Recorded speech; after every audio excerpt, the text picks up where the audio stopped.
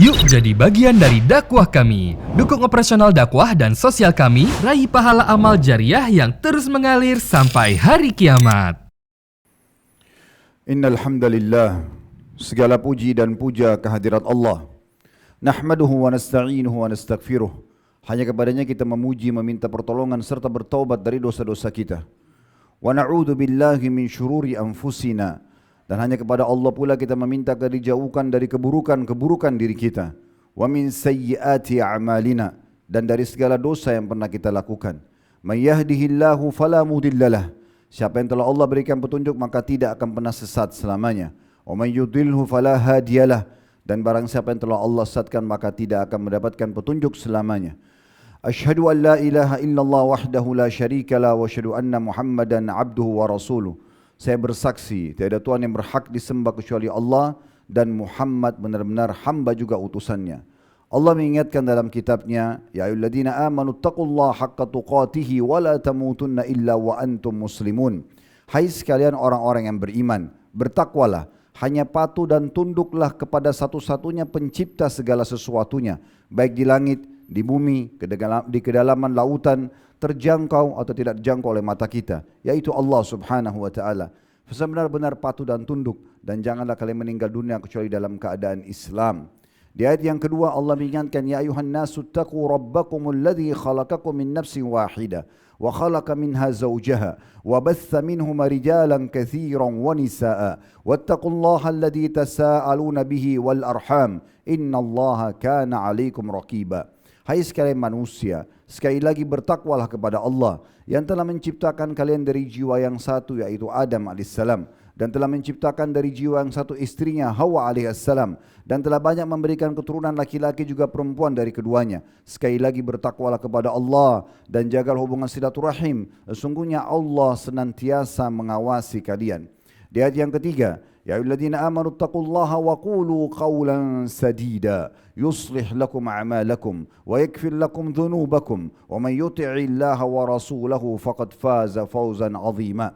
Hai sekalian orang-orang yang beriman, sekali lagi bertakwalah kepada Allah dan ucapkan kalimat yang benar, jujurlah, niscaya Dia akan memperbaiki amal-amal perbuatan kalian, mengampuni dosa-dosa kalian. Barang siapa yang mentaati Allah dan Rasulnya, sungguh dia telah mendapatkan kemenangan yang besar. Amma ba'd, fa inna asdaqal hadithi kitabullah. Kita tahu sebaik-baik rujukan umat Islam dalam segala lini kehidupan mereka, terutama ibadah, adalah kitabullah. Wa khair hadi Muhammadin sallallahu alaihi wa ala alihi wa sahbihi wasallam. Dan sebaik-baik petunjuk setelah Al-Quran adalah petunjuk Nabi besar Muhammad sallallahu alaihi wasallam. Wa syarrul umuri muhdatsatuha, dan seburuk-buruk perbuatan dalam ibadah yang tidak punya rujukan dari keduanya Al-Quran dan Sunnah. Fa inna kulla muhdatsin bid'ah. Semua perbuatan yang baru dikenal, semua perbuatan yang tidak punya rujukan dari Al-Quran dan Sunnah dikenal dengan perbuatan baru dalam agama. Wa inna bid'atin dhalalah, dan perbuatan baru akan membawa pelakunya pada kesesatan, mendarat finnar, kesesatan akan membawa pelakunya ke dalam api neraka. Saudaraku seiman rahimani rahimakumullah. Kesempatan ini serial iman kita masalah amanah. Mungkin sebagian orang di antara kita berfikir dan hanya fokus kalau amanah itu adalah titipan sebuah benda saja, barang yang dititipkan oleh orang kemudian akan dijaga. Padahal sebenarnya amanah bukan hanya sebatas itu. Bahasan tadi atau poin yang sering banyak disangka oleh orang itu secara substansial, tapi amanah jauh lebih luas daripada itu. Akan kita paparkan pada kesempatan ini sebenarnya apa yang dimaksud dengan amanah dalam agama kita, dan bagaimana Al-Quran dan Sunnah merincikan masalah itu, serta bagian-bagian atau apa saja bagian daripada amanah itu sendiri. Beranjak daripada firman Allah subhanahu wa ta'ala dalam surah An-Nisa, surah nomor 4 ayat 58, Innallaha ya'murukum an tu'addul amanati ila ahliha. Sesungguhnya Allah telah memerintahkan kalian untuk menunaikan amanah-amanah tersebut kepada yang pantas untuk diberikan amanah itu. Juga dalam surah Al-Mu'minun, surah nomor 23 ayat 8, Allah subhanahu wa ta'ala berfirman, Walladzina hum li amanatin wa ahdihim ra'un. Dan salah satu ciri ahli surga adalah mereka selalu terhadap amanah mereka, dengan kesepakatan janji mereka, mereka selalu tepat. Imam Qurtubi rahimahullah pada saat menanggapi makna amanah di ayat-ayat seperti ini, beliau mengatakan kurang lebih terjemahannya, amanah meliputi semua kewajiban dalam urusan agama, sebagaimana dinukil ini sebagai pendapat jumhur ulama. Jadi bukan hanya sekedar titipan barang, tetapi semua yang berhubungan dengan kewajiban yang telah Allah wajibkan dalam agama itu adalah amanah. Sebagian berkata juga, ada pendapat yang mengatakan, setiap apa saja yang diwajibkan oleh Allah atas para hambanya, maka hal itu termasuk amanah. Di antaranya menjaga solat, menjaga zakat, menjaga puasa, menunaikan hutang, dan juga masuk di dalamnya adalah menunaikan titipan, dan titipan yang paling ditekankan penunaiannya adalah bagaimana seseorang menyembunyikan rahasia. Dinukil dari tafsir beliau Al-Jami' li Ahkamil Quran di jilid 14 halaman 254 sampai 255. Dalam hadis Nabi SAW juga pernah ditanya atau diminta oleh Abi Dzar radhiyallahu anhu, di mana beliau sebenarnya berharap agar diberikan jabatan oleh Nabi SAW. Nah, pada saat itu Nabi selain beliau seorang Nabi, beliau juga raja. Beliau tinggal menunjuk siapa yang akan jadi panglima perang, siapa yang akan jadi pemimpin di sebuah wilayah. Maka satu waktu Abi Dzar berkata di dalam sebuah hadis yang sahih, dia mengatakan, ya Rasulullah, ala tasta'milni, wahai Rasulullah, tidakkah anda gunakan jasaku, tugaskan aku jadi pemimpin. Maka kata Nabi SAW, kata Abi Dzar, qala fadaraba biyadihi ala mankibi. Maka Nabi SAW pun menepukkan telapak tangannya ke pundakku. Qala, kemudian sambil bersabda, ya Aba Dzar, innaka dha'ifun. Wahai Abi Dzar, sesungguhnya kamu lemah. Artinya kamu tidak bisa kalau aku bebankan amanah seperti itu. Wa innaha amanah. Dan itu adalah sebuah amanah. Maksudnya itu kewajiban yang harus dijaga dan akan diminta pertanggungjawaban di depan Allah Subhanahu wa taala, dan akan ada tuntutan dari hamba-hamba manusia yang kalau tidak diberikan hak-hak mereka. Wa innaha yaumal qiyamati khizyun wa nadama. Dan ketahuilah pada hari kiamat nanti siapapun yang dibebankan amanah ini kalau dia tidak bisa menjalankan dengan baik, maka secara otomatis akan menjadi penghinaan dan juga sesuatu yang mencelakakan bagi dia. Illa man akhadhaha bihaqqiha wa adda alladhi alaihi fiha. Kecuali orang yang memberikan haknya dan juga menjalankan sesuai dengan apa yang diperintahkan. Jadi kalau berhubungan dengan hak Allah Subhanahu wa taala yang merupakan kewajiban-kewajiban, dia salat dengan benar. Pada saat dia jadi imam, maka dia menjadi imam dengan benar, karena itu adalah sebuah amanah. Muadzin juga begitu. Para jemaah yang sedang sholat juga seperti itu. Bagaimana amanah dalam mengatur shaf dengan benar, dalam menjaga kehusyuan dalam sholat, menjaga tepatnya waktu, tepat gerakan, tepat bacaan.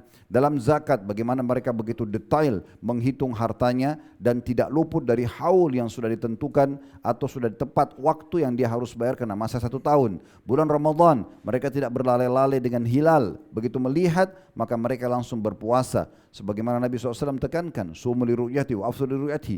Puasalah dengan melihat bulannya dan buka puasalah dengan melihat bulannya. Artinya di akhir Sya'ban begitu lihat bulan, walaupun cuma 1 orang, dalam pendapat sebagian besar ulama adalah cukup untuk membuat seseorang itu berpuasa. Begitu juga di akhir bulan pada saat mau tutup, apakah 30 atau 29 Ramadan, maka juga dengan melihat bulan misalnya. Haji juga demikian. Tidak boleh seorang muslim punya kemampuan lalu menundanya.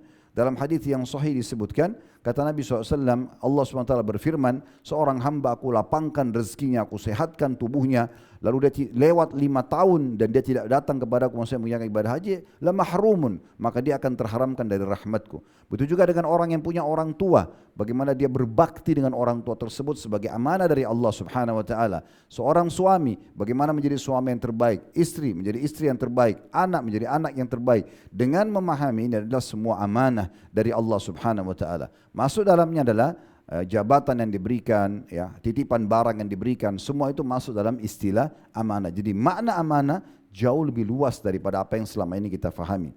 Begitu juga disebutkan di dalam hadis Abu Hurairah radhiyallahu anhu, di dalam hadis riwayat Bukhari. Kata Nabi SAW, hadis yang masyhur, ayatul munafiqi thalath, idza haddatsa kadzab, wa idza wa'ada akhlaf, wa idza tumina khan. Sebaliknya kalau orang beriman disuruh pertahankan dan menjaga amanah, baik itu haknya Allah SWT atau hak makhluk, maka orang-orang munafik justru melalaikannya. Makanya Nabi SAW menyebutkan kepada kita semua orang beriman, hati-hati, tanda-tanda orang munafik ada 3. Kalau dia berbicara dia pasti berdusta, kalau dia memberi janji maka pasti dia pungkiri, dan kalau dia diberikan amanah maka pasti dia akan berkhianat.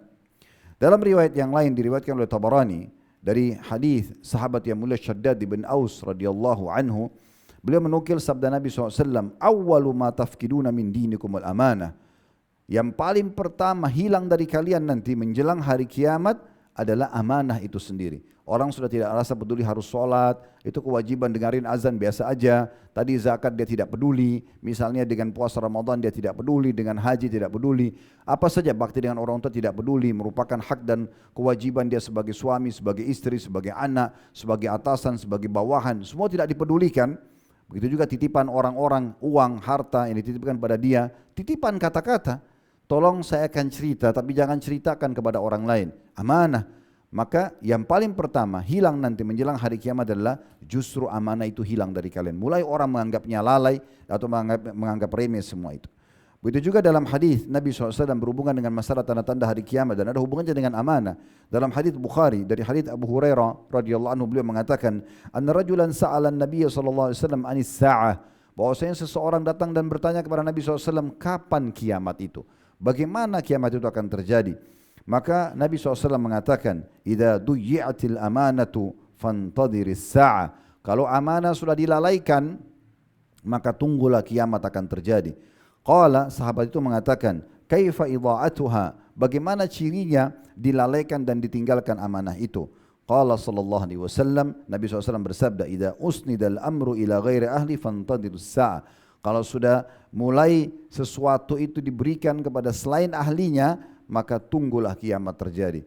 Mulai dari hal yang kecil, ya, tidak pantas jadi suami lalu jadi suami, tidak mau jalankan tugas dan amanahnya yang Allah SWT bebankan. Begitu juga dia istri, begitu juga dia anak, jadi orang tua, jadi imam masjid. Tidak layak orang jadi imam masjid sementara dia tidak faham tentang hukum-hukum sholat, tentang hal-hal yang membatalkan sholat, sunnah-sunnahnya sholat, yang dimakruhkan dalam sholat, bahkan pembatal sholat itu sendiri. Begitu juga dengan hal-hal yang lainnya, termasuk kepemimpinan tadi, sebagaimana kita dengarkan hadits Abi Dzar radhiyallahu anhum. Nabi SAW juga bersabda dalam hadis riwayat Abu Daud dan Tirmidzi, addul amanata ila man i'tamanak wala takhun man khanak." Selalu tunaikan amanah dari siapapun yang mengamanahkan kepadamu, baik itu dari Allah SWT atau manusia, dan jangan pernah kamu membalas, ya, mengkhianati, ya, justru orang yang mengkhianatimu. Jadi kalau ada orang khianati kita, jangan balas dengan khianat, karena dia akan disiksa, kita pun akan disiksa tentunya. As-Sa'di berkata rahimahullah berhubungan dengan masalah hukum daripada menjaga amanah ini. Apakah itu pilihan atau sebuah kewajiban? Maka beliau mengatakan dalam tafsirnya, tafsir Al-Karimur Rahman di halaman 183 yang kurang lebih terjemahannya, amanah adalah segala sesuatu yang diemban oleh seseorang yang diperintahkan untuk ditunaikan. Dan para fuqaha menyebutkan bahwa orang-orang yang dibebankan amanah hendaklah benar-benar menjaganya. Mereka mengatakan bahwa seseorang tidak disebut menunaikan amanah. Maksudnya para ulama, para fuqaha mengatakan seseorang tidak dikatakan menunaikan amanah, ya, melainkan dengan menjaganya dan hukumnya adalah wajib.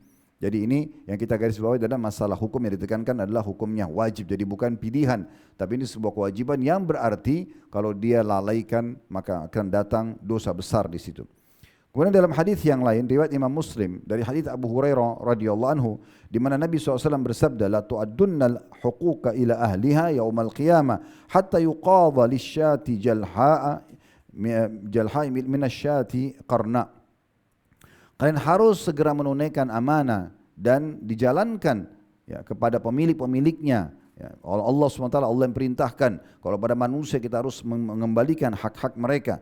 Ya, karena pada hari kiamat nanti pasti Allah Subhanahu Wa Taala akan menghakimi sampai Allah menghakimi dan mendatangkan qisas untuk mengambil hak itu dari domba yang bertanduk, dari domba yang tidak bertanduk pada hari kiamat. Jadi domba saja, hewan yang tidak berakal dan tidak diberikan beban syariat, kalau ada yang bertanduk menanduk domba yang tidak bertanduk, maka tetap yang tidak bertanduk itu akan diberikan haknya oleh Allah SWT dengan cara Allah. Tentunya kita tidak perlu melihat rinciannya seperti apa Allah memberikan haknya, dan yang menanduk juga akan dihukum oleh Allah Subhanahu wa taala. Dan dalam hadis yang mulia disebutkan oleh Syekh Al-Albani dalam silsilah hadis sahihah, bagaimana seorang muslim harus peduli dengan masalah amanahnya. Dikatakan, kata Nabi SAW, "La imana liman la amanalah, wala dina liman la ahdalah." Tidak akan pernah ada iman atau kesempurnaan iman bagi seseorang yang tidak ada amanahnya. Dan juga tidak dianggap seseorang itu beragama kalau dia tidak tepat dengan kesepakatan atau janjinya. As-Sindi berkata, disebutkan dalam kitab Al-Kabair, dan ini cuma ta'liq sebenarnya, cuma diberikan tambahan informasi saja di halaman 282 di kitab Al-Kabair. Maksud hadis adalah peniadaan kesempurnaan iman dan agama. Maksudnya dia tidak keluar dari agama, tetapi dia termasuk kategori pelanggar agama itu sendiri. Kita akan lebih dalam membahas masalah amanah dengan ragam amanah itu sendiri. Apa saja sih amanah itu? Supaya kita betul-betul terinci dan faham seperti apa amanah. Dan kita berharap setelah bubar nanti insya Allah dari khutbah Jumat ini kita sudah punya gambaran dan bagaimana kita menjaga, karena semua akan diminta pertanggungjawaban oleh Allah Subhanahu wa ta'ala. Yang pertama tentunya ya, amanah dalam melaksanakan kewajiban dari Allah Subhanahu wa ta'ala dan juga Rasulnya Muhammad sallallahu alaihi wasallam, serta meninggalkan dosa-dosa dan pelanggaran. Ini amanah yang paling besar yang harus diperhatikan. Bagaimana kita tidak mengkhianati Allah dan Rasul, artinya kita menjalankan semua apa yang Allah dan Rasulnya perintahkan, dan kita tidak mendahulukan godaan-godaan syaitan dari iblis dan pengikutnya dari jin dan juga syaitan-syaitan manusia. Serta juga kita tidak melakukan kemaksiatan. Kalau seseorang melakukan kemaksiatan, itu sama saja orang itu mengkhianati amanah yang sedang Allah bebankan, karena dia wajib untuk tunduk dan patuh kepada Allah dan dilarang untuk melanggar. Berarti kalau dia melalaikan kewajibannya dan dia melakukan pelanggaran, berarti dia sedang mengkhianati amanah itu sendiri. Allah Subhanahu wa taala berfirman dalam masalah ini dalam surah Al-Anfal surah nomor 8 di ayat 27, ya ayyuhalladzina amanu la takhunullaha war rasula wa takhunu amanatikum wa antum ta'lamun. Hai orang-orang beriman, jangan kalian mengkhianati Allah dan Rasulnya, dan jangan kalian khianati amanah kalian sementara kalian mengetahuinya. Ibnu Katsir rahimahullah berkata dalam makna atau tafsir ayat ini, yang kurang lebih terjemahannya, dan khianat di sini mencakup seluruh perbuatan dosa, baik yang kecil maupun besar. Jadi dianggap mengkhianati Allah dan Rasulnya, amanah Allah dan Rasul adalah orang berbuat dosa. Kalau kita faham ini dengan keimanan dalam hati kita, berarti sangat peka bagaimana kemaksiatan mungkin dengan mata kita melihat yang haram, telinga mendengar yang haram, tangan menjamah yang haram, kaki melangkah ke tempat yang haram, kepala menyentuh yang haram. Ini semuanya berarti kita sedang mengkhianati amanah nomor satu. Bukan amanah sedang masalah titipan barang sama orang, itu bagian substansial kita. Ini amanah yang paling besar.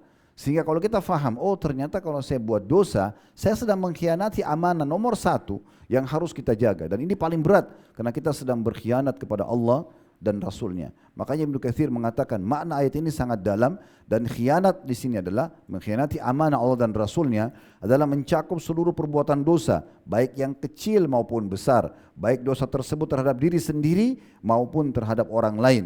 Dan ini ya makna yang sangat dalam dari tafsir yang beliau mungkin dari kitab tafsir beliau. Ibnu Abbas berkata radhiyallahu anhuma, makna daripada firman Allah SWT, wa takhunu amanatikum, dan kalian mengkhianati amanah kalian. Amanah adalah seluruh perbuatan yang telah Allah bebankan kepada hambanya agar ditunaikan, Dan dikatakan jangan dikhianati, maksudnya jangan sampai digugurkan atau dilalaikan. Jadi nggak boleh orang sengaja menunda waktu sholat sementara dia punya kesempatan, tidak ada uzurnya. Berarti dia mengkhianati amanah di situ. Jadi sudah ada dosa menunda sholat, dosa juga mengkhianati amanah tersebut. Begitu juga Ibnu Abbas radhiyallahu anhuma berkata di dalam statement beliau yang lain, atau beliau menambahkan dalam statement yang lain, jangan berkhianat dengan meninggalkan sunnah Nabi dan bermaksiat. Subhanallah, beliau lebih peka lagi. Apapun sunnah-sunnah Nabi SAW, kalau orang muslim tahu itu adalah sunnah Nabi dan sengaja dia tidak kerjakan, sengaja dia tidak mau terima, dianggap remeh, berarti dia khianat terhadap Allah dan Rasulnya. Karena itu maslahat buat dia. Semua yang datang dalam Al-Quran dan Sunnah yang merupakan perintah, baik wajib ataupun sunnah, sebenarnya itu adalah maslahat buat dia. Karena sebagaimana dalam hadis Bukhari dijelaskan, hadis Qudsi, di mana Allah Azza wa Jal berfirman kepada hamba-hambanya, wahai hamba-hambaku, sesungguhnya amal-amal semua yang aku bebankan pada kalian sebenarnya aku kembalikan kepada kalian. Maslahatnya buat kita. Salat itu buat kita, puasa itu buat kita, dan semua ibadahnya sebenarnya buat kita. Allah tidak butuh. Andai saja kita dari lahir sudah bisa sholat, sudah bisa berzikir, bisa baca Quran, sampai dikasih umur 1000 tahun pun ke depan, kemudian kita terus beribadah, tidak akan menambah 1000 dari kerajaan Allah Subhanahu wa taala dan kemahakuasaan Allah. Dalam hadis Bukhari yang lain disebutkan hadis qudsi, kata Allah Subhanahu wa taala, wahai hamba-hambaku, jin dan manusia, andai saja kalian semua berhati yang satu, semuanya hatinya seperti hati Nabi Muhammad sallallahu alaihi wasallam, orang yang paling bertakwa, penuh dengan iman, ya, maka tidak akan menambah sedikit pun dari kerajaanku. Dan kalau seandainya wahai kalian hamba-hambaku dari jin dan manusia semuanya memiliki hati yang paling buruk, misalnya seperti Fir'aun semuanya, tidak akan mengurangi dan mempengaruhi kerajaanku sedikit pun. Allah Subhanahu wa taala tidak butuh dengan amal tersebut. Kenapa ada orang, saudaraku seiman, sholat buru-buru? Seakan-akan dia cuma store kewajiban, karena dia nggak faham poin ini. Seakan-akan Allah yang butuh dengan sholatnya, padahal sebenarnya tidak sama sekali. Allah Azza wa Jalla tidak butuh dengan ibadah kita, tapi kita yang butuh. Kalau orang faham ini, walaupun sangat sederhana, tapi dia pasti akan menjaga kekhusyuan sholatnya, karena dia tahu dia butuh dengan pahalanya. Dan betapa menyesalnya seseorang pada hari kiamat kalau ada amanah-amanah ini atau ibadah-ibadah ini justru yang dia tidak mendapatkan pahala maksimal. Yang kedua, menjaga kesepakatan dan juga akad. Bagaimana Allah Subhanahu wa taala menyebutkan dalam surah Al-Ma'arij ayat 32. Walladzina hum li amanatihim wa ahdihim ra'un. Dan mereka orang-orang ahli surga, orang-orang beriman adalah yang menjaga amanah-amanah mereka dan juga kesepakatan mereka. Ibnu Katsir berkata dalam tafsir surah Al-Ma'arij ayat 32 ini, apabila mereka dipercayakan satu urusan yang tidak tentunya,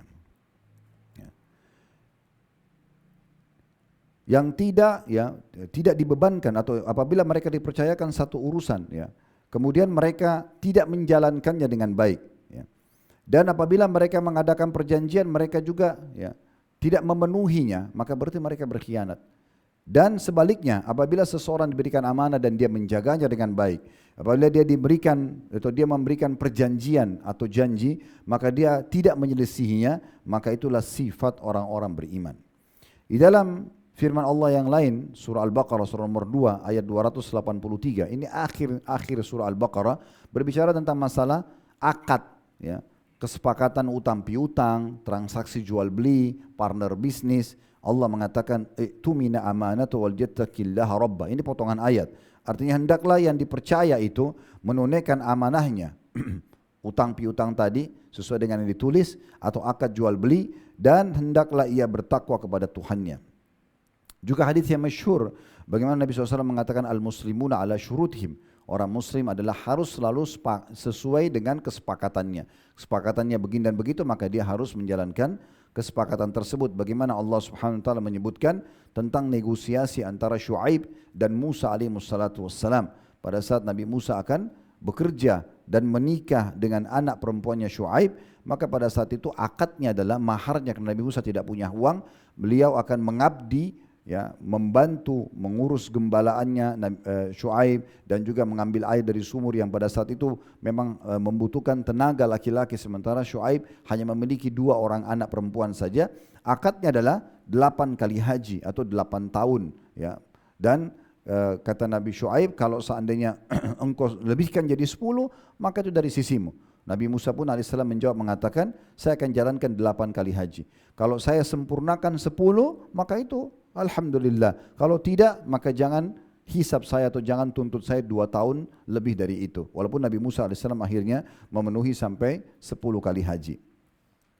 Kemudian juga bagaimana Nabi SAW mengatakan dalam akad dan transaksi ini, al-bayyi'ani bil khiyari ma lam yatafarraqa. 2 orang yang sedang melakukan transaksi jual beli, maka mereka punya hak khiyar melanjutkan transaksi atau membatalkannya selama mereka belum berpisah, ya. Di sini dikatakan fa in sadaqa wa buyyina, kalau dua-duanya jujur, dua-duanya transparan, burika fi bai'ihima, akan diberkahi transaksi mereka. Fa in kadzaba wa katama, kalau keduanya dusta dan menyembunyikan, muhikat barakatu bai'ihima, maka akan diangkat keberkahan transaksi mereka.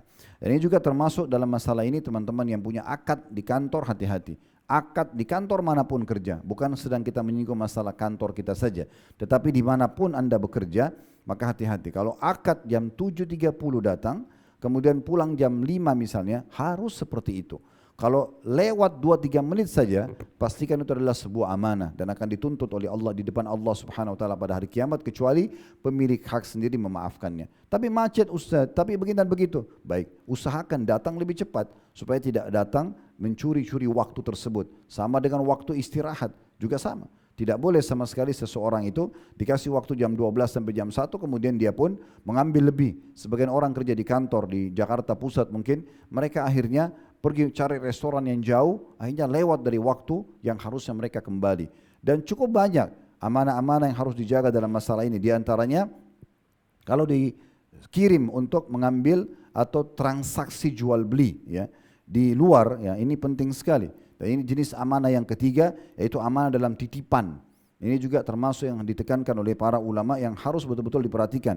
Karena hadis Abu Daud ya, yang berbunyi addul amanatu ila man i'tamanaka wala takhun man khanak. Tadi hadis yang kita bacakan, ya tunaikanlah amanah yang dibebankan kepadamu dan juga jangan kau mengkhianati orang yang mengkhianatimu. Biarkan dia dengan dosanya tapi jangan balas dengan khianat. Jangan ada orang menggunjing kita, kita balas dengan gunjing. Jangan ada orang memfitnah, kita balas dengan fitnah. Karena dia dihukum, kita dihukum. Tapi biarkan kita justru panen pahala dari apa yang telah dia lakukan tersebut. Begitu juga dengan masalah amanah dalam jabatan. Ini poin yang keempat. Sebagaimana tadi hadis Abi Dzar radhiyallahu anhu pada saat dia minta jabatan dan Nabi SAW ingatkan, kamu lemah hai Abi Dzar. Ini amanah. Belum tentu kau bisa jadi pemimpin. Jadi tidak semuanya orang bisa jadi pemimpin. Mungkin sebagian orang anggap jadi presiden, jadi menteri, jadi gubernur, jadi wali kota, jadi bupati, jadi camat, jadi apalah. Itu gampang gitu. Padahal sebenarnya itu tidak semudah itu. Sebagian orang cuma mengejar jabatan saja. Padahal semuanya akan menjadi hisab dan diminta pertanggungjawaban di hadapan Allah Subhanahu wa taala. Maksud dalam masalah ini juga adalah hati-hati kalau Anda dititipkan amanah, Anda sedang bekerja di satu kantor ya, kemudian disuruh hubungi vendor, hubungi, hati-hati. Jangan sampai Anda menganggap apapun yang diberikan oleh vendor tersebut adalah hak Anda. Ini bahaya sekali. Riwayat Ibnu Lutbiyah dalam hadis Bukhari Muslim, seorang sahabat yang diamanahkan oleh Nabi SAW untuk mengumpulkan zakat. Sebenarnya Ibnu Lutbiyah ini adalah orang yang jujur, seorang sahabat yang jujur. Terbukti nanti dia memberitahukan apa adanya kepada Nabi SAW. Nabi tunjuk karena dia adalah orang yang terpercaya. Lalu dia keliling mengumpulkan zakat kaum muslimin. Karena orang-orang lihat dia adalah pegawai Nabi SAW, maka orang-orang titipkan zakatnya, ini zakat ya. Lalu kemudian dikasih, ini buat kamu, bonusnya.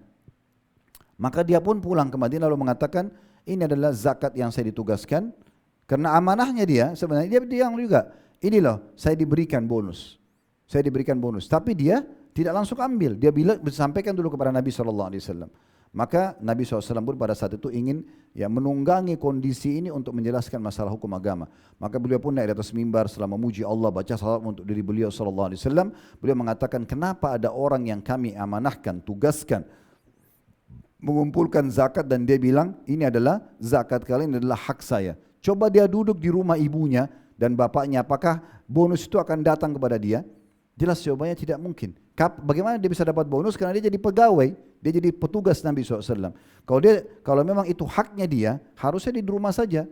Jadi kalau kita membawa uang perusahaan, kita pakai baju perusahaan, kemudian kita dapat bonus, maka teman-teman sekalian pulpen, baju, payung, apa saja, maka jangan sampai dianggap itu adalah hak kita. Itu hak perusahaan, minta kehalalannya. Kalau tidak nanti akan jadi masalah pada hari kiamat. Ini akan ada penyesalan pada hari kiamat. Begitu juga tidak boleh manipulasi data-data. Hati-hati teman-teman sekalian. Dalam mencari rezeki, kita cari keberkahannya.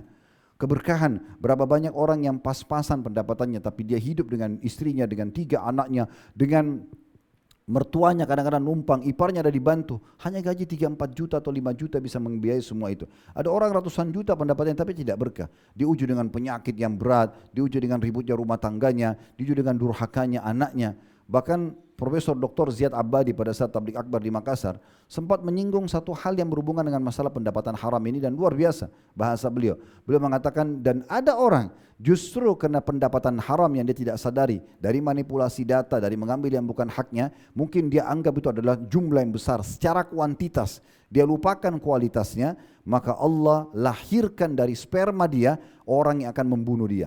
Bukankah kita pernah dengar bagaimana ada anak membunuh orang tuanya karena ingin mengejar warisan? Seperti itulah keadaannya. Dan berapa banyak kejadian-kejadian aneh yang terjadi teman-teman sekalian yang akhirnya membuat seseorang itu menderita karena masalah khianat ini. Oleh karena itu harus hati-hati sekali. Yang kita cari keberkahannya. Ingat, keberkahan itu bisa Allah berikan sebagaimana sabda Nabi SAW. Tidak diletakkan makanan untuk 2 orang kecuali Allah akan berkahi untuk bisa 3 orang. Diletakkan untuk 3 orang kecuali Allah cukup untuk 4 orang. Diletakkan 4 orang kecuali Allah cukup untuk 5 orang. Begitu seterusnya. Keberkahan itu sangat luar biasa yang harus kita perhatikan. Kemudian amanah dalam pernikahan ini yang kelima. Sebagaimana yang penting sekali untuk digarisbawahi berhubungan dengan masalah hubungan biologis ini, hati-hati sekali. Hadits riwayat Imam Muslim. Kata Nabi SAW, Inna syarran nasi manzilatan indallahi yaumal qiyamah. Sesungguhnya orang yang paling buruk kedudukannya di sisi Allah pada hari kiamat, paling berat siksanya, paling dibenci oleh Allah Subhanahu wa taala adalah ar-rajulu yufdi ila imrati wa tufdi ilaihi thumma yanshuru sirraha. Seorang laki-laki yang sudah terbuka dengan istrinya. Di sini bahasa kiasan interaksi biologis. Dia sudah lihat badannya, dia sudah nikmati biologis dengannya. Begitu juga dengan istrinya. Ya, dalam hadis ini disebutkan dan istri itu juga sama. Lalu kemudian dia menyebarkan rahasia tersebut. Dia menceritakan tentang lengkak-lengkuk tubuh istrinya, warna kulitnya, bentuk rambutnya, nikmatnya biologisnya. Semua ini haram dalam agama. Tidak boleh sama sekali diceritakan. Dalam riwayat yang lain, Nabi SAW selepas sholat subuh mengatakan, mungkin seseorang di antara kalian menceritakan interaksi biologisnya. Maka Asma binti Yazid radhiyallahu anha mengatakan, benar ya Rasulullah, sungguh laki-laki dan perempuan di Madinah melakukan itu. Apa kata Nabi SAW? Jangan pernah kalian lakukan itu. Karena perumpamaan itu adalah seperti syaitan laki-laki ketemu dengan syaitan perempuan di jalan, kemudian mereka melakukan biologis dan semua orang melihatnya. Dan secara sosial, secara kehidupan juga itu akan sangat berpengaruh dalam merusak dan mempertahankan rumah tangga. Kalau seorang laki-laki cerita tentang kehebatan dan kelebihan istrinya misalnya, sampai kadang-kadang dia cerita secara detail bagaimana kecantikan dan keindahan istrinya dan bagaimana hebatnya dalam masalah biologis, akhirnya dia cerita di depan 5 orang temannya, 5 orang temannya ini tidak begitu istri mereka. Apa yang terjadi? Terbukalah bisikan syaitan agar kelima orang ini atau salah satunya akan mengganggu istri dia. Berapa banyak rumah tangga rusak justru tidak disadari karena lisan si suami itu sendiri. Kalau Allah berikan Anda seorang istri yang memuaskan, puji kepada Allah SWT. Puji Allah, Alhamdulillah, dan nikmati saja. Itu yang dianjurkan dalam agama tentunya. Begitu juga seorang perempuan, kalau dia ceritakan tentang dahsyatnya dan hebatnya suami dalam biologis, bahkan diceritakan tentang bentuk tubuhnya dan segala macam kepada perempuan-perempuan temannya misalnya. Ada 5 orang perempuan diceritakan, sementara suami mereka tidak begitu. Apa yang terjadi? Maka mereka akan berpikir untuk menggoda suami orang ini. Jadi efeknya sangat luar biasa. Dan Allah memerintahkan kita untuk menjadikan pasangan sebagai pakaian kita. Artinya pelindung kita dan kita menutupi dia, dia juga menutupi kita. Kekurangan ataupun kelebihan. Sebagaimana Allah sebutkan dalam surah Al-Baqarah surah nomor 2 ayat 187, hunna libasun lakum wa antum libasul lahun. Mereka para istri adalah pakaian buat kalian dan kalian juga pakaian untuk mereka. Dan bagaimana hal-hal yang lain juga termasuk masalah tanggung jawab, misalnya menjaga, mendidik istri, memberikan keamanan bagi mereka, juga istri bagaimana menjaga amanah rumah, perjengkar rumah itu adalah tanggung jawab. Rumah itu kontrakan kah, kos-kosan kah, rumah suaminya dia harus jaga perjengkalnya, dan juga anak-anak adalah amanah. Dan Nabi SAW menggabungkan semua dalam hadis yang masyhur, kullukum ra'in wa kullukum mas'ulun an ra'iyati. Kalian semua pemimpin akan minta pertanggungjawaban atas kepemimpinan kalian. Fal amirul ladzi 'alan nasi ra'in wa huwa mas'ulun anhum. Seorang pemimpin di satu wilayah, dia adalah pemimpin di atas terhadap mereka dan akan diminta pertanggungjawaban nanti di hadapan Allah SWT. Warajulu ra'in ala ahli baiti wa huwa mas'ulun anhum. Dan seorang suami juga dia pemimpin untuk istrinya dan akan diminta pertanggungjawaban, istri anaknya akan diminta pertanggungjawaban di hadapan Allah nanti pada hari kiamat. Wal maratu ra'iyatun ala baiti ba'diha wa waladihi wa hiya mas'ulatun anhum. Dan seorang istri pun, seorang perempuan bertanggung jawab dan pemimpin terhadap rumah, ya, harta suaminya dan juga anak-anak suaminya dan akan diminta pertanggungjawaban. Wal abdu ra'in ala mali sayyidihi wa huwa mas'ulun anhu. Dan juga seorang budak dia bertanggung jawab terhadap harta majikannya, ya, dan akan diminta pertanggungjawaban. Ala kullukum ra'in wa kullukum mas'ulun ar-ra'iyati. Ketahuilah kalian semuanya adalah pemimpin, akan minta pertanggungjawaban atas kepemimpinannya. Hadis ini diriwayatkan oleh Bukhari. Jadi di sini harus betul-betul kita perhatikan semua sisinya, termasuk masalah pendidikan anak itu sendiri. Kemudian selanjutnya kita akan tutup dengan poin yang ke-6, ke-7 dan ke-8. Semua ini teman-teman sekalian 3 poin ini, ada poin sampai 9 ya. 3 poin ini 6, 7 dan 8 itu satu dalil. Walaupun bahasanya sebenarnya berbeda, yaitu amanah dalam harta, kemudian amanah dalam ilmu dan amanah dari waktu dan umur. Bagaimana kita harta itu betul-betul harus jeli sekali. Dari mana kita dapatkan dan kemana kita keluarkan. Ya, dijelaskan oleh para ulama dalam mengelola dan mencari harta ini, mendapat dan juga mengeluarkan ada 4 golongan manusia. Yang paling baik dan sempurna adalah sumbernya halal dikeluarkan pada yang halal. Jelas dia jeli sekali, ini halal nggak buat saya. Kemudian kalau halal diambil sama dia. Tidak cukup sampai situ. Bagaimana dia juga keluarkan ke tempat yang halal. Apa yang Allah telah wajibkan buat biaya keluarga misalnya, atau bangun masjid yang disunnahkan misalnya bagi dia, bantu orang susah dan seterusnya. Ini golongan yang paling mulia dan semoga kita termasuk ini. Kemudian yang kedua adalah orang yang punya sumber halal, udah benar dia kerja sumber halal, tapi dikeluarkan pada yang haram. Dia dapat pahala di potongan setengahnya dan dia dapat dosa pada saat dia keluarkan. Karena dia pakai dari hasil gajinya main judi misalnya, atau dia berzina ya, dan seterusnya. Yang ketiga ini dosa semuanya, yaitu sumbernya haram, hasil manipulasi data tadi, hasil daripada mengambil hak orang lain dan seterusnya. Kemudian ini haram, lalu dia keluarkan pada yang halal, misalnya dipakai umroh, pakai biaya keluarganya, ini dua-duanya dosa. Karena Allah suci dan tidak terima kecuali suci. Yang keempat yang paling buruk, sudah sumbernya haram, hasil manipulasi, hasil mencuri, dikeluarkan pada yang haram, dipakai berzina dan seterusnya. Maka ini harus diperhatikan baik-baik. Kita harus berada di golongan yang pertama. Begitu juga dengan ilmu, kalau anda sudah belajar, itu sudah jadi amanah di pundak kita. Kata Nabi SAW, "Ballighu anni walau ayat", sampaikan dariku walaupun sebuah ayat saja. Kalau kita sudah faham sebuah hadis, sebuah ayat, jangan tinggalkan di diri kita, tapi amalkan lalu kita ajarkan kepada orang lain. Makanya Nabi SAW mengatakan, "Khairukum man ta'allamal Qur'ana wa 'allamah", dalam hadis sahih. Sebaik-baik kalian adalah orang yang belajar Quran dan tidak cuma situ, dan mengajarkannya. Jadi kita bagaimana menyampaikan, dan kita ini seorang muslim memang menjadi dai, ya, semuanya dai, tapi level dai-nya berbeda-beda. Ya, minimal apa yang kita kuasai walaupun secara substansial kita bisa sampaikan. Sebagaimana tadi sudah kita bacakan hadisnya. Begitu juga dengan waktu dan umur. Gak boleh kita sia-siakan waktu dan umur kita sembarangan. Itu amanah dari Allah Subhanahu Wa Taala. Habiskan pada hal-hal yang 3 tingkatan. Yang wajib itu tidak ada pilihan. Atau yang sunnah masih ada opsi. Bisa kita kerjakan. Atau minimal yang mubah, sudah selesai. Kalau yang makruh, yang haram ini tidak boleh kita sia-siakan waktu kita di sana. Yang makruh masih ada pintunya, tapi kalau berlebihan, dia juga bisa pindah ke masalah yang haram nantinya. Jadi ini juga amanah. Ketiganya ini semua diringkaskan dalam hadis Nabi SAW riwayat Tirmidzi. La tazulu kadama abdin yawmal qiyamah hatta yus'alu an umurihi fima afnah. Tidak akan beranjak kaki seorang hamba pada hari kiamat, maksudnya ke surga atau ke neraka, sampai ditanyakan kepadanya dan diminta pertanggungjawaban dari poin-poin ini. Yang pertama adalah ditanya umurnya, di mana dia habiskan, waktunya dalam 24 jam yang Allah kasih, di mana dia habiskan, pada hal yang bermanfaatkah, jalankan kewajibankah atau sunnahkah, atau minimal yang mubah, atau dia habiskan pada yang haram. Kalau ini dia akan dapat pahala. Kalau yang 3 poin tadi, yang wajib, yang sunnah atau yang mubah, mungkin yang mubah mungkin tidak dapat pahala, tapi yang sunnah sama wajib. Tapi kalau yang dia habiskan pada hal makruh berlebihan atau bahkan yang haram, maka akan diminta pertanggungjawaban kecuali dia bertobat kepada Allah Subhanahu Wa Taala. Dan yang kedua, wa an ilmi fima fa'ala, ya. Dan ilmunya, apa yang sudah dilakukan dengan ilmu tersebut, dia sudah praktekin kah, perbaiki keadaannya kah, dia sudah ajarkan kepada orang lain. Dan yang ketiga, wa an malihi min aina iktasabu fima anfaqah, dan tentang hartanya. Nah, khusus harta, dari mana sumbernya, kemana dia keluarkan. Jadi sumber ini penting sekali. Hati-hati, jangan campur baurkan antara sesuatu yang haram dengan yang halal. Kalau supaya mudah difahami teman-teman sekalian, yang halal itu ibarat misalnya satu bejana susu, steril, sehat. Kalau kita minum kita sehat. Tapi yang haram ini seperti setetes racun, setetes saja.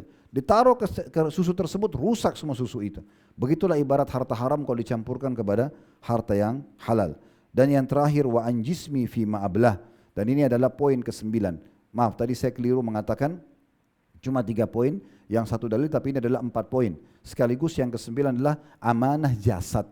Allah Subhanahu Wa Taala memberikan kita jasad, mata kita bisa melihat, telinga mendengar, semua berfungsi dengan baik, wajib dijaga. Gak boleh orang sengaja mencelakakan dirinya. sengaja membutakan matanya misalnya, sengaja merusak telinganya, sengaja ini, dan dia tahu itu sebenarnya akan berefek pada kerusakan, tapi dia tidak peduli. Ini nggak boleh. Kayak orang ugal-ugalan, balap-balap sana sini, hanya dia tahu nih, kalau dia jatuh dia akan patah tulangnya. Itu haram dalam Islam. Melakukan saya itu sudah haram, tidak boleh. Apalagi kalau sudah sampai terjadi. Jadi tidak boleh dianggap itu bukan amanah, itu amanah. Tidak boleh sama sekali kita merusak jasad kita, dan Allah berfirman, "Wala tuhliku anfusakum." Jangan kalian binasakan diri kalian. Dan di sini yang keempat kata Nabi SAW, "Wa an jismi fi ma'ablah." Jasadnya di mana dia lakukan? Sampai Nabi SAW merincikan, siapa yang punya rambut, maka fal yukrimhu, man kana lahu syar fal yukrimhu. Siapa yang punya rambut dia harus muliakan. Nabi SAW contohkan disisir, Nabi SAW contohkan ke hari Jumat begini, disuruh mandi yang bersih, jasad kita dimandikan dengan bersih, pakai parfum yang terbaik, sisir rambut dengan rapi, kemudian pergi ke masjid lebih cepat. Itu kalau kita lakukan, dapat pengampunan dosa. Dari Jumat ini ke Jumat akan datang ditambah 3 hari lagi. Apa hubungannya? Antara sholat Jumat, apa dihubungkan di sini antara sholat Jumat dengan menjaga jasad kita. Bagaimana Allah SWT memberikan kepada kita, saudaraku seiman, rasa gerah, dan kita tidak nyaman dengan gerah itu. Begitu kita mandi kita rasa segar, supaya kita mandi. Begitu juga pada saat mulut kita tidak nyaman, lalu kita sikat gigi, kita jadi percaya diri karena wangi. Dengan kita tidak percaya diri justru kalau bau busuk atau bau badan. Banyak orang tidak anggap remeh. Oh, saya bau ketiak gak masalah lah, orang suka gak suka terserah. Gak bisa, itu amanah. Harus kita jaga jasad. Kenapa jenazah pakai dimandikan? Bukankah jenazah sebentar lagi akan dimakan jasadnya oleh tanah? Subhanallah, tetap dimandikan dan dianjurkan pakai daun bidara. Sekarang kita bisa pakai sampo, pakai sabun supaya diserahkan kepada Allah dalam kondisi seperti dipinjamkan dari awal. Jaga, nggak boleh kita celakakan diri kita, teman-teman sekalian. Kalau kita tahu sekarang antum sengaja tonton sesuatu yang membuat memang mata antum sudah sangat mengantuk misalnya, tapi tetap paksa, ini bisa bahaya, bisa dosa. Karena antum tidak menjaga amanah, kita tidak menjaga amanah mata tersebut. Begitu juga dengan telinga, sengaja mendengar sesuatu yang diharamkan dalam agama, juga sama dan seterusnya. Sama penyalahgunaan kemaluannya dengan berzina dan seterusnya lah, hal-hal yang mungkin itu akan masuk dalam rincian semua ini.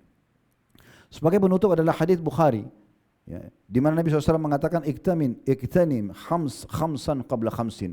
Kejarlah dan raihlah, maksimalkan 5 sebelum 5 hal, syababaka qabla haramik. Masa mudamu sebelum masa tuamu, mumpung kuat, mumpung sehat, gunakan untuk kebaikan. Ya, ini sekaligus kita luruskan teman-teman sekalian, karena di Indonesia sering saya dengar statement ini ya, mumpung masih muda. Maksudnya apa? Buat aja dosa. Sebagian orang tua bahkan ada mengucapkan kepada anaknya, dia tidak berpikir kalau anak ini sebagai amanah. Kenapa dia suruh ugal-ugalan? Ayah juga dulu begitu kok, ibu juga dulu begitu, ya. Ugal-ugalan. Kenapa masih ada tradisi baju anak SMA suka dipilok ditulis? Kenapa masih suka jalan di jalanan tidak pakai helm dan buat keributan misalnya kalau lulus? Kenapa tanda kelulusan harus seperti itu? Kenapa bukan justru sebaiknya baju daripada dipilok? Kenapa enggak dikasih kepada orang miskin, masih banyak yang membutuhkannya sebagai sedekah misalnya? Buku-buku amanah. Jangan karena kita sudah lulus dari kelas 1 ke kelas 2 misalnya SMA, lalu kita pikir ya sudah, saya sudah lulus, sudah dirusak-rusak bukunya. Kenapa? Kenapa enggak kasih orang lain sebagai sedekah? Ini kan pemahaman yang harus, persepsi yang harus diluruskan teman-teman sekalian. Jadi jangan sampai kita salah dalam pemahaman seperti ini.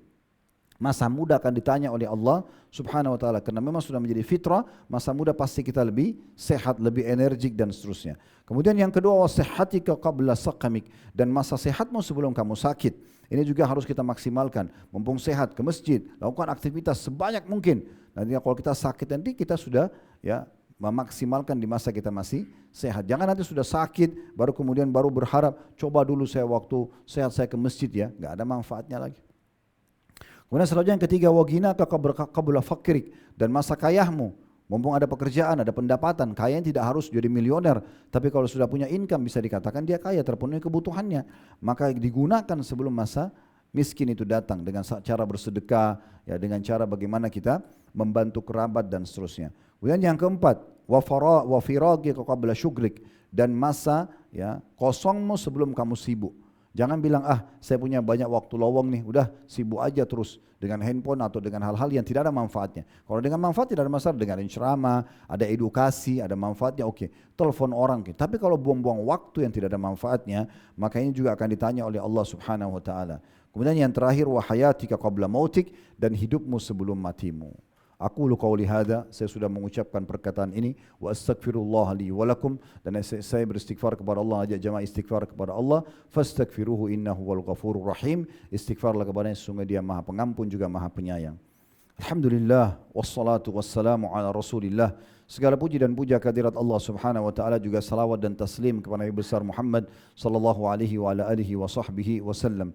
Banyak sekali yang Allah siapkan waktu mustajab bagi muslim agar mereka bisa langsung berhubungan dengan Tuhannya Allah Subhanahu wa taala.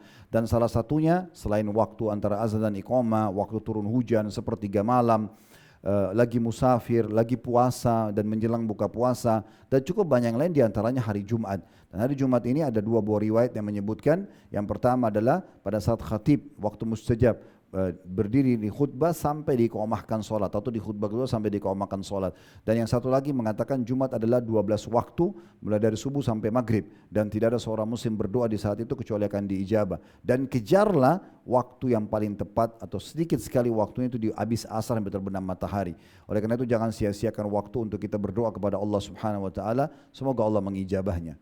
Alhamdulillah, kami memujimu ya Allah sebagaimana layak kau dipuji sebagai pencipta, dan kami memujimu sampai engkau menerima puji-pujian kami dan engkau jadikan sebagai tambahan amal kami pada hari kiamat nanti.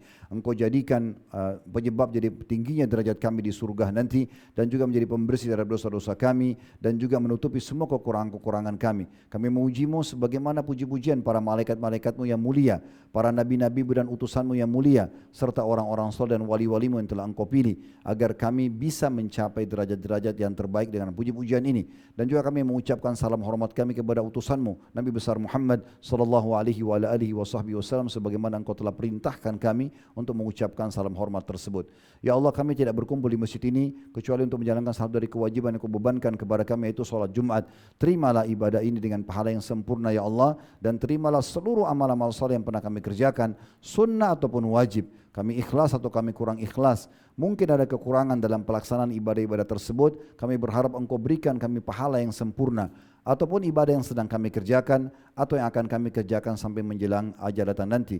Dan ya Allah, jangan tinggalkan satupun dari dosa-dosa kami di waktu ini dan dosa-dosa yang masa lalu serta yang akan datang kecuali engkau telah memaafkannya. Dan juga engkau ganti dosa-dosa kami dengan kemahamurahanmu menjadi pahala, sebagaimana engkau kekalkan dalam surah Al-Furqan yang telah engkau kekalkan dalam Al-Quran, ulaika ladina yubaddilullahu sayyiatim hasanat. Mereka adalah orang-orang yang telah Allah ganti dosa-dosa mereka menjadi pahala.